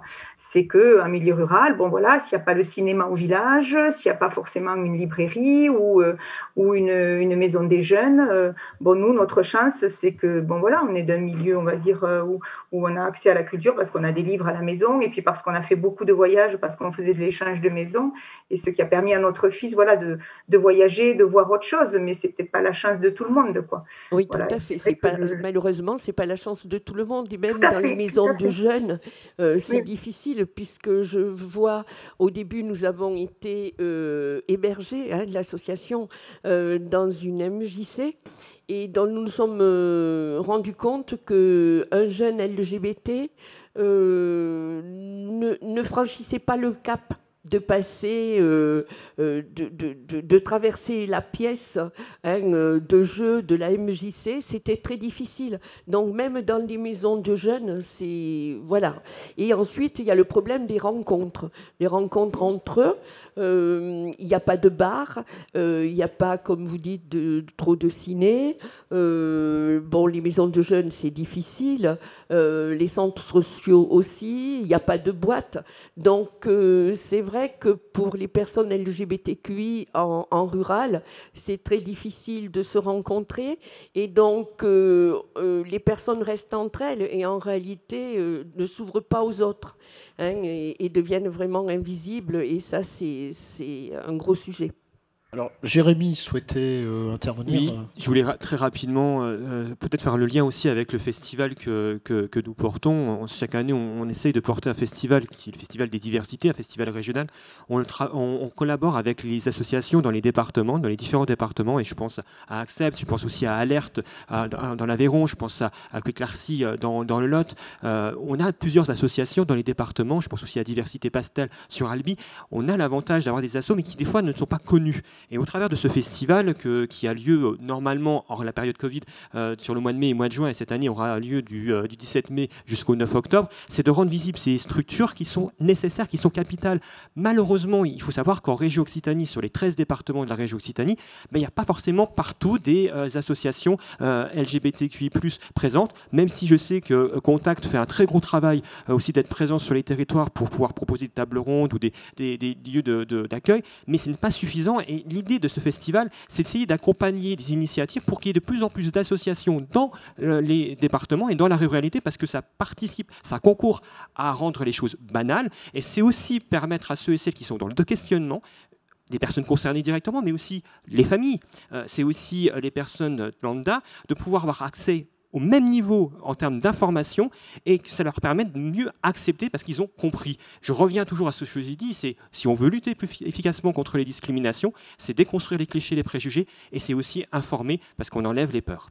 Alors, on va peut-être pouvoir revenir dans quelques instants sur la question de l'école, puisqu'on approche de la fin. Il y a quand même au moins 2 points sur lesquels j'aimerais qu'on puisse revenir avant de passer aux réactions et aux questions des internautes. on parle, enfin, il y a le vieillir LGBTQI+, je vais l'appeler comme ça avec votre autorisation à tous, n'est pas vraiment un sujet de recherche, je ne me permettrai pas de dire de préoccupation, mais en France, on en parle en tout cas très peu. On a un peu l'impression que les LGBT seniors sont les invisibles finalement, alors très certainement parce que c'est presque du domaine de l'impensé pour les gens. Il me semble qu'il y a un cliché qui est homosexuel égale jeune. Voilà, donc qu'en est-il de cette question, cette situation des personnes LGBT seniors d'un certain âge Alors, effectivement, vous avez bien dit les choses, c'est-à-dire vous avez bien résumé l'invisibilité, mais aussi le fantasme, en disant que lorsqu'on bascule d'un âge, là, c'est l'effet, on va dire, ricochet de plusieurs discriminations. Dépasser un âge, senior, derrière, plus de sexualité, derrière, plus d'orientation sexuelle. Et là, en plus, lorsqu'on est dans une perte d'autonomie, que l'on va dans les établissements, maisons de retraite, par exemple, là, il n'y a plus du tout d'accès à pouvoir avoir des relations amoureuses ou même avoir une relation sexuelle. C'est faux. Et quand vous dites qu'il n'y a pas effectivement de données scientifiques ou d'informations, c'est vrai qu'aujourd'hui, il n'y a pas au niveau national, mais pour autant, il y a un vrai projet au niveau régional porté par une nouvelle association et un collectif qui s'appelle Bien vieillir LGBTQI+, en Occitanie. C'est de porter la première enquête régionale pour rendre les choses visibles. Parce qu'on estime à peu près aujourd'hui qu'en région Occitanie, ça représente à peu près 80 000 personnes, 80 000 seniors LGBTQI+, qui ne sont pas identifiés, qui sont invisibles, frappés de plusieurs discriminations, et on veut aller auprès d'eux pour essayer de comprendre ce qui se passe et trouver des solutions, et ça passe déjà pour rendre visible. Et après, accompagner à mieux accepter cela au travers de la société, mais aussi au travers des discriminations, j'en parlais tout à l'heure dans les établissements, dans les EHPAD, où il y a un très gros travail à faire. François, je sais que vous avez une réflexion sur ce sujet-là également. Oui, bon, là, c'est la soignante qui parle. Françoise était infirmière, on ne l'a pas dit. À la retraite. Hein. À la retraite. Et donc, en tant qu'ancienne, enfin que soignante, donc c'est vrai que la génération, la jeune génération, c'est différent, mais pour les seniors de maintenant, il y a déjà un frein. Les soignants qui, normalement, doivent être tolérants, bienveillants. Ce n'est pas toujours le cas, peut-être par méconnaissance des personnes LGBTQI, peut-être, mais ont des réticences à soigner les seniors. Bien souvent, ils associent le gay avec le problème VIH. Puisque c'est la génération maintenant senior. Donc, il y a des réticences et je l'ai trouvé lors de mon exercice professionnel où des collègues refusaient carrément. J'ai travaillé aussi peu de temps en EHPAD et je rejoins Jérémy. Je ne me vois pas avec mon épouse aller en EHPAD. Vraiment, je ne m'y vois pas. Quand je connais l'autre côté, l'autre côté de la barrière, le côté soignant, je pense qu'il y a beaucoup de formations encore à faire auprès des personnels pour justement qu'il y ait l'inclusion des seniors LGBTQI. Alors, on a finalement dans ce débat abordé, effleuré à plusieurs reprises la question des dispositifs, des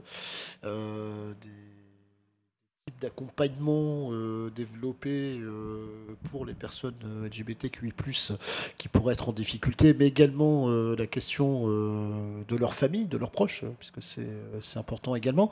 Peut-être je vais essayer de grouper dans une seule question. On a évoqué la particularité des zones rurales, dont on parle finalement relativement peu. On vient d'évoquer la question des seniors, on pourrait y rajouter celle des migrants LGBT, enfin toutes ces problématiques-là qui se posent. Est-ce que selon vous tous et toutes, une approche territorialisée est pertinente pour appréhender la prévention de l'homophobie d'une part et l'accompagnement des victimes d'autre part? Est-ce qu'on n'a pas des politiques qui sont trop généralistes? Peut-être déjà rappeler qu'il faut au départ un vrai engagement. Je repense à ce que disait tout à l'heure Vincent Gibert, qu'il n'y a pas que les effets d'annonce. Quand on entend au niveau de l'État, derrière, mise en place de plans gouvernementaux avec des actions, et que ça fait déjà depuis 2 ans, 3 ans qu'on attend réellement les mises en œuvre, on se dit que, ok, les effets d'annonce, c'est une chose, mais les axes, c'est une autre. Et le fait qu'aujourd'hui, au travers de cette table ronde, par le plan départemental de lutte contre les discriminations porté par le conseil départemental, assez rare au niveau France, c'est qu'effectivement, c'est peut-être allant à la source, mais en donnant les moyens et en soutenant le tissu associatif, parce que ça ne peut être que de pair. Il faut que le politique s'engage, que le politique donne les moyens, derrière, fasse aussi les choses, parce que c'est l'exemplarité qui fait aussi que les choses avancent, et qu'après, qu'en donnant le soutien aux associations qui font le gros travail, qui font du service public, derrière, puissent mieux accompagner les victimes, mais accompagner aussi la société dans sa globalité. Et ça, après, une déclinaison locale, parce que tous les exemples ne se valent pas et que tous les besoins ne se valent pas non plus. Et que dans un département tel que la Haute-Garonne, il est vrai qu'à côté, peut-être dans le Gers, les besoins seront différents. Et c'est pour ça que les associations, quand elles existent, il faut les soutenir parce qu'elles ont l'approche pour pouvoir dire aujourd'hui, il faut mettre l'accent plus sur cette action-là, donner plus de moyens dans cette action-là, sans oublier le reste. Et c'est comme ça qu'après, on fait bouger les choses correctement. Oui, parce que les associations sont sur le terrain et donc on voit les besoins qu'il faut. Qu'il y a et les moyens qu'il faudrait y mettre. Donc c'est vrai qu'on devrait peut-être être plus écouté. Et donc moi j'en profite aussi pour vous remercier. Et petite association de milieu rural et récente, ça permet de vous connaître à tous et pour voir peut-être mutualiser des actions et que vous veniez nous rejoindre chez nous pour faire des événements. J'en profite aussi pour dire que nous créons le premier festival dans le Comminges LGBTQI. Voilà, alors peut-être que je vais me tourner vers Jean-Michel qui ne s'est pas exprimé sur cette question de l'approche territorialisée. Et bien entendu, Emmanuel et Damien et Florent interviennent quand ils le souhaitent. Jean-Michel est avec Contact dans également pas mal de dispositifs aux côtés de Pride. Voilà. Qu'est-ce que vous pensez, vous, de cette idée d'approche territorialisée qui quand même est assez régulièrement maintenant évoquée par des acteurs associatifs? Oui, alors notre expérience sur le terrain, voilà, on intervient aujourd'hui sur 14 départements à partir de Toulouse, pour ce qui concerne Contact ici, donc Haute-Garonne. Et donc, à travers cette expérience, nous avons appris à nous adapter au contexte. Par exemple, dans le Gers, il existe beaucoup de cinémas dans les petits villages, dans le milieu rural, grâce à Ciné 32, par exemple. Et donc, cela nous permet d'avoir des lieux qui se prêtent bien à mettre en place des ciné-débats qui permettent aux gens de venir de façon un petit peu impersonnelle, tout en finalement favorisant après le dialogue sur ce thème. Dans d'autres départements, on essaye de s'appuyer sur d'autres choses, mais voilà par exemple un exemple de quelque chose qui est positif et qui rentre sous l'angle territorialisé. Après, il y a des dispositifs qui existent, comme le dispositif politique de la ville, pour ce qui concerne les quartiers, dans certaines villes. Et sur lequel on s'appuie, mais pour ce qui concerne le milieu rural, souvent ça manque. Dans la vidéo qui s'appelle « Accompagner parents et jeunes contre l'homophobie », que Jean-Luc vous citiez au début de la rencontre, et qui est disponible là, sur le site du conseil départemental, dans le cadre des rencontres pour l'égalité, il y a justement des témoignages de personnes de toute la région, de milieux ruraux, d'âges différents aussi. Je pense par exemple à Maurice, qui justement parmi les seniors et qui explique un petit peu ce qu'il a pu constater avec le moment où lui, il a révélé son homosexualité il y a une cinquantaine d'années et il y a plus d'une cinquantaine d'années aujourd'hui, quoi, par exemple. Et donc, on peut, à travers ces témoignages, prendre conscience aussi justement des besoins différents qu'il peut y avoir selon les zones, selon les contextes.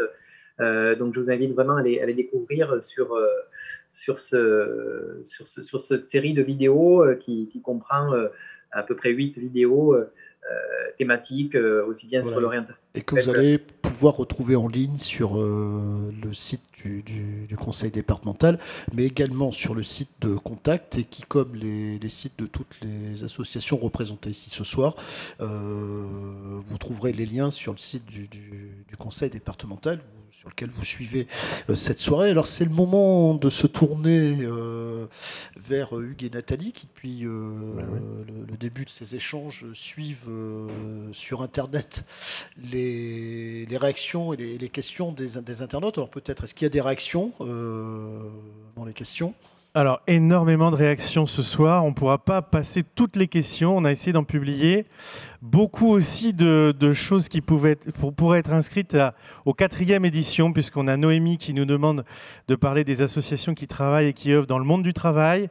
Walid qui voulait parler davantage des associations qui travaillent dans les quartiers populaires, mais aussi beaucoup de remerciements. Caroline, qui est une abonnée maintenant, qui participe, la participante numéro 1 de notre soirée, si on combine avec celle d'hier, qui nous remercie.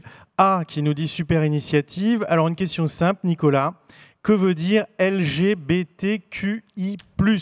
Et Mud et A regrettent que ce soit une table trop gay et il pose la question, où sont les LBTQ+? Mud pose la question, Françoise est-elle ce soir la seule personne libre? On voudrait plus de LBTQI. Voilà, tout ça autour de ces initiales. Donc si on pouvait avoir des réponses et puis après d'autres questions qu'on va faire dans une deuxième salle. De me tourner vers nos invités pour qu'ils répondent sur les aspects peut-être plus techniques que Hugues a répertoriés dans les questions des internautes. Bon, je vais d'abord saluer Caroline qui a été également très présente sur le chat hier soir. Voilà, on ne la connaît pas, mais voilà, sur la dernière partie de la question, c'est une table très gaie. La thématique était de l'acceptation à l'inclusion. On a essayé d'aborder l'ensemble de ces sujets. Et ce que j'ai envie de vous dire, c'est leschemansdelarrépublique.fr. Venez vers nous, faites-vous connaître et on sera tout à fait ravis. C'est vrai que la table ronde des rencontres de l'an dernier était plutôt consacrée. On l'avait tournée plus vers les questions liées à la transphobie, pour ne pas rester juste dans la thématique de l'homophobie. Enfin, pour élargir, voilà, on essaye de cerner des sujets de différentes façons. Voilà, donc peut-être sur le plan plus technique, alors LGBTQI+, qui peut donner l'acronyme Alors juste avant, je voulais revenir sur ce que vous venez de dire par rapport à la réflexion, une table peut être trop gay. Elle, lesbienne, je pense qu'on a déjà pu en parler un petit peu. On ne sait pas forcément l'orientation sexuelle de tout le monde. Moi, pour le savoir, je sais qu'il n'y a pas que des gays ce soir. Bisexuel, donc peut très bien aussi également être bisexuel.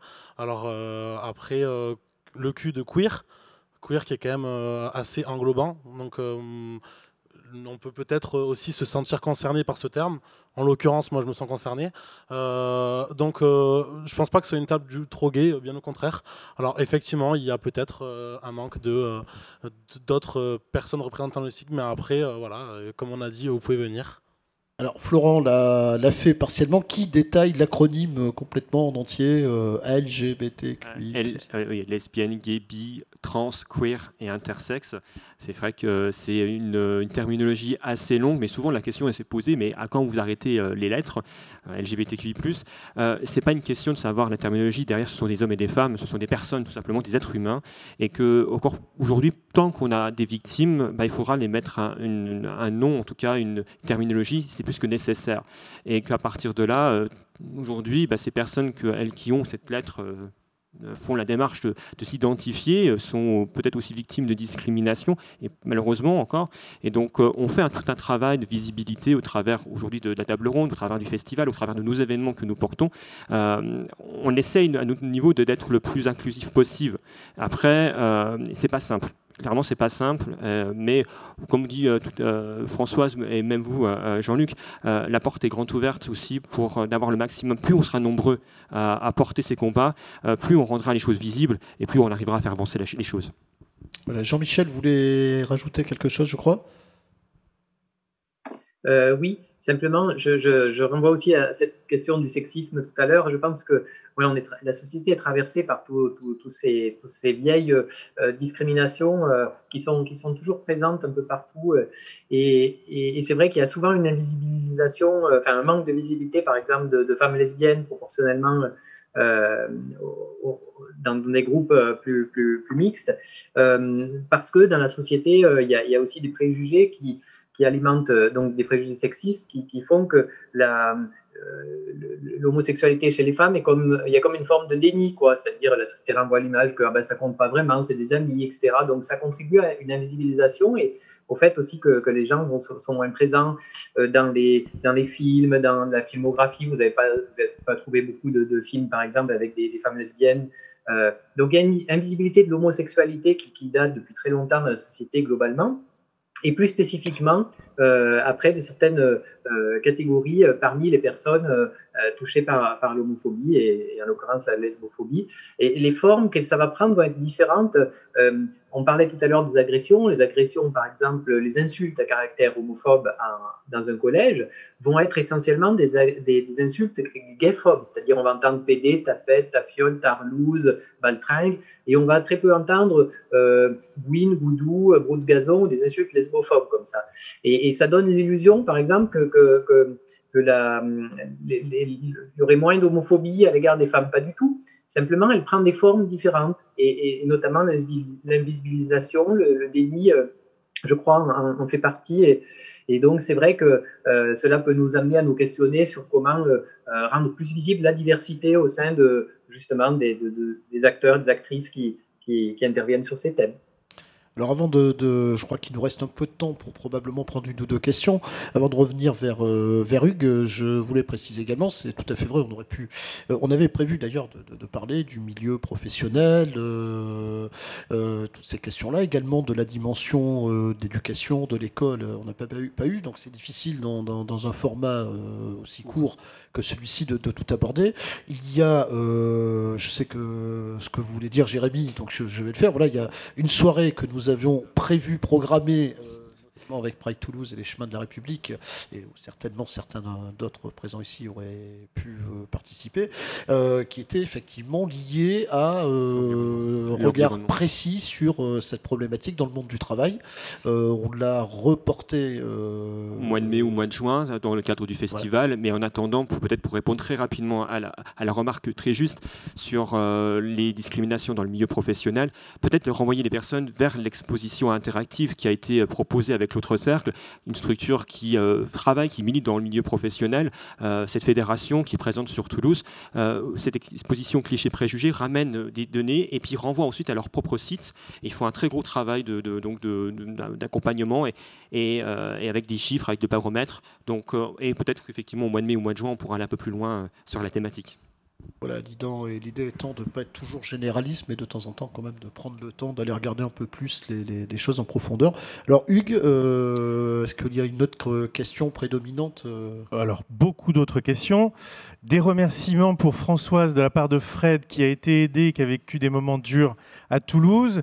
De la part de Johan aussi qui insiste auprès de Françoise pour réclamer l'anonymat des jeunes accueillis dans les structures. Il parle d'une histoire vécue où son identité a été dévoilée. Il pense que c'est très important d'éviter ce problème. Alison qui demande à ce qu'on fasse de l'enseignement dès le CM, dès les cours, dès le CM1, CM2. Elle parle aussi de comment réagir quand son entourage utilise des termes homophobes sans se rendre compte de la portée, de la violence et de la gravité des propos.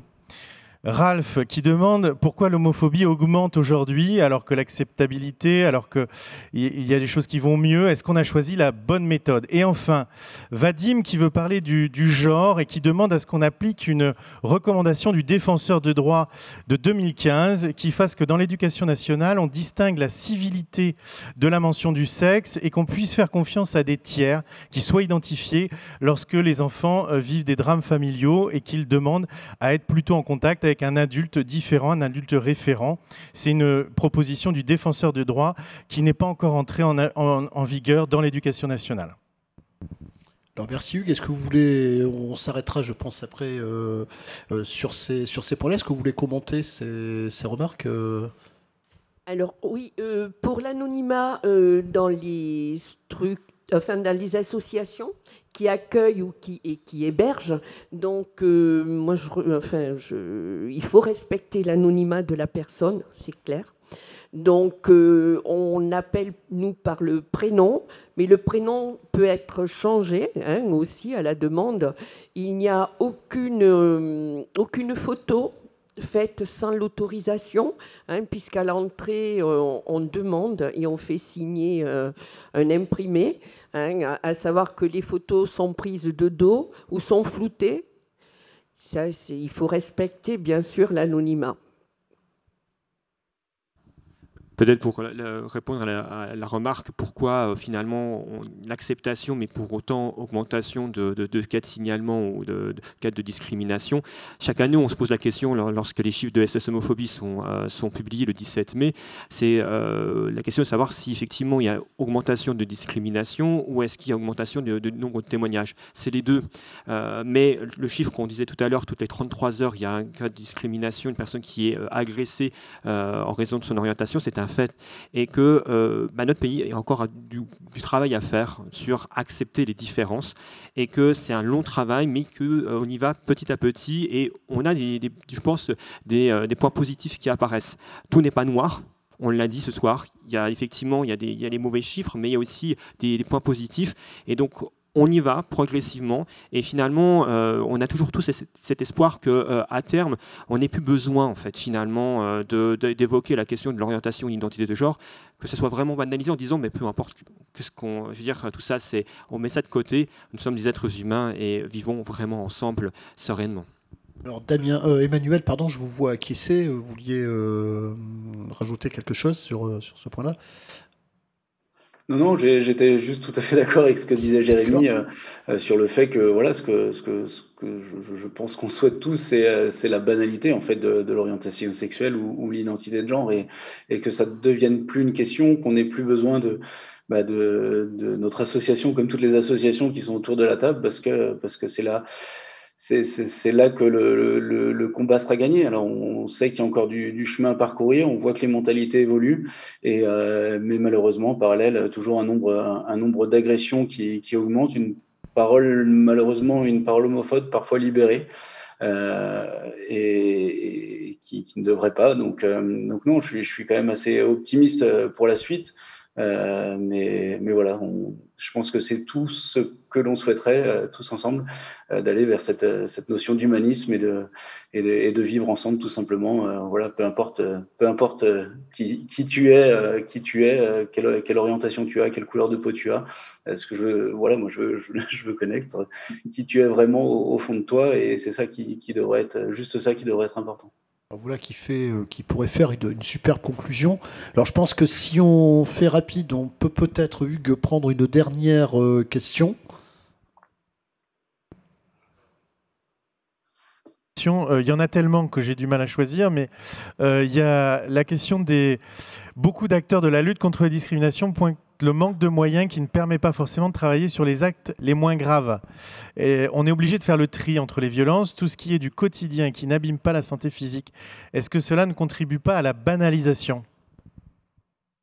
C'est une vaste question, donc ça va être dur de faire rapide. Mais... C'est une vaste question, mais c'est la réalité. Arrêtons de faire le pompier. Quand je parlais tout à l'heure des plans nationaux, on en parlait tout à l'heure avec Françoise, mais il a fallu quoi pour qu'il y ait de l'argent qui soit donné pour ouvrir des logements pour les jeunes qui sont foutus dehors? C'est parce que les associations sont montées au créneau en disant qu'il y a une explosion. Mais là, pareil, c'était encore le pompier, c'est-à-dire qu'on a fait... alors que finalement, si on mettait toutes les choses correctement en place, dès le départ, dans le cadre de la formation, de l'éducation, je pense que ça permettrait de faire bouger plus rapidement les choses. Commençons par la base. Formons dès le départ. Et après, ça ira mieux. D'où l'importance des interventions dans les collèges et dans les lycées. C'est très important. On prépare la jeune génération, enfin, la génération future, et qui, eux, peuvent aussi, au sein de la famille, en parler aux parents. Donc, voilà, ça peut faire boule de neige, et c'est très important. Damien, vous vouliez... Alors, Damien ou Jean-Michel ou Damien, peu importe. Jean-Michel, non, puisque... Alors, moi, oui, ce que je voulais dire, c'est... Oui, ça complète ce qui vient d'être dit. À mon sens, tout ce qui va favoriser la compréhension mutuelle, tout ce qui va permettre de dépasser les préjugés. Je pense à deux actions, par exemple, qu'on mène à Contact. Bien sûr, les interventions milieu scolaires, là, qu'évoquait à l'instant Françoise, nous, on fait à peu près 250 interventions dans la région chaque année dans les collèges et lycées. Ça paraît énorme à la fois et c'est peu à l'égard du nombre. Il y a 550 collèges et lycées à peu près sur cette zone. Donc, ça représente voilà, moins d'une classe sur deux dans un établissement. Et c'est vrai qu'on est... ces interventions permettent justement d'être sur l'aspect prévention pour éviter ensuite que les problèmes se produisent et c'est ce qui va beaucoup plus fonctionner. On amène même les jeunes à se projeter en tant que futurs parents, par exemple, si un jour ils ont un enfant qui est homosexuel ou qui est transgenre, ou comment ils réagiraient. Donc, on est vraiment dans cette démarche d'anticipation et de favoriser la compréhension. Il y a aussi les groupes d'écoute et de parole. Là, d'ailleurs, dans 20 minutes, j'anime un groupe transparent, c'est-à-dire un groupe qui s'adresse à, donc c'est en visio aux personnes trans et à leurs familles, à leurs proches, pour qu'ils puissent communiquer ensemble, poser d'autres questions à d'autres parents qui ont des enfants trans, à d'autres jeunes, etc. Et on fait aussi des groupes sur l'orientation sexuelle, sur le même modèle depuis plus longtemps. Mais là, en ce moment, il y a une très forte demande sur les groupes transparents, notamment, avec beaucoup de gens qui participent à chaque fois.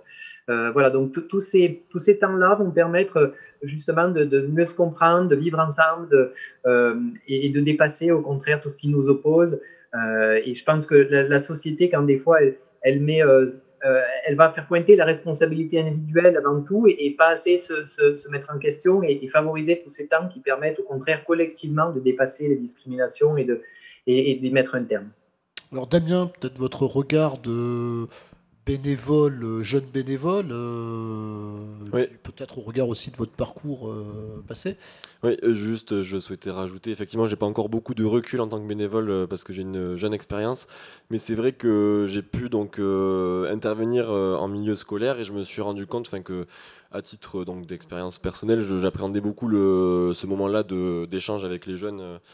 Et c'est vrai qu'au final, j'ai senti un terrain une discussion, un dialogue possible beaucoup plus, comment dire, dans la nuance et dans la profondeur de ce qui pouvait se passer autre que juste la sexualité. Il n'y avait pas de réduction à des clichés justement dans ces échanges-là. J'aurais pas la prétention de dire que c'est représentatif de tout ce qu'on peut voir en milieu scolaire, mais j'ai été aussi rassuré de voir qu'on pouvait échanger sur plein de sujets et que les personnes elles-mêmes présentes, donc les ados, pouvaient parler de leur propre famille ou enfin des homos LGBTQI+, dans leur propre famille, dans leurs amis, sans aucun souci et pas être la risée de leurs copains et avoir aucun problème pour l'aborder. Donc voilà. Merci Damien. Nathalie, je me tourne vers vous, puisque nous avons ouvert les échanges de cette soirée avec votre témoignage, et j'ai eu envie de vous demander de faire le mot de la fin. Tous ces échanges comme ça, sans préparation. Peut-être. Je vais vous citer une phrase que j'aime bien les arts plastiques, donc chaque année je fais mes cartes de vœux et cette année j'avais choisi une phrase que j'aime beaucoup, une phrase qui dit qu'il n'est pas nécessaire d'éteindre la lumière de l'autre pour que brille la nôtre. Voilà. Donc c'est une image que j'aime bien, que voilà, on n'a pas besoin de dévaloriser l'autre pour se valoriser soi-même. Voilà. Merci Nathalie. Alors c'est avant de vous remercier tous, c'est peut-être quand même sur cette, une conclusion. Vous avez tous amené quand même un regard plutôt positif finalement et presque rassurant de peut-être une confiance dans l'avenir, dans les actions que chacun de vous, chacun de nous peut mener. C'est vrai que c'est l'affaire de tous, effectivement. Donc je voulais d'une part remercier toute l'équipe technique qui a rendu possible cette soirée visio. Voilà, alors ils sont trop nombreux pour que je les cite tous. Hugues et Nathalie qui ont suivi le chat et qui ont restitué une partie seulement des questions, mais toutes les questions sont mises en ligne, donc on peut les retrouver. Je voudrais remercier les interprètes langue des signes qui ont doublé cette soirée, assuré la traduction à nos côtés. Alors c'est vraiment de côté parce que là je ne les vois pas de là où je suis, mais voilà, j'aimerais bien qu'on les remercie pour ce travail-là. Et enfin, me tourner vers chacun de vous. Alors ceux qui sont là physiquement, qui sont venus, ceux qui sont connectés, qui ont pris le temps. Voilà, c'est c'est une bonne chose pour les chemins de la République d'être à vos côtés, ou vous soyez à nos côtés. Enfin, Jérémy tout à l'heure a fait une référence au plan départemental pour l'égalité qui a été voté en décembre 2019 par le Conseil départemental, plan de lutte contre les discriminations, et dont l'un des axes est faisons cause commune sur le territoire de Haute-Garonne de la lutte contre les discriminations. Donc voilà, je pense que c'est une illustration de ce que l'on peut faire tous ensemble. Je ne voudrais pas que nous nous quittions sans vous rappeler que tous les jours, vous avez les expos CD31 /égalité à votre disposition. C'est cd31.net, me dit-on, /égalité, mais mes collègues me surveillent et ils ont raison de le faire.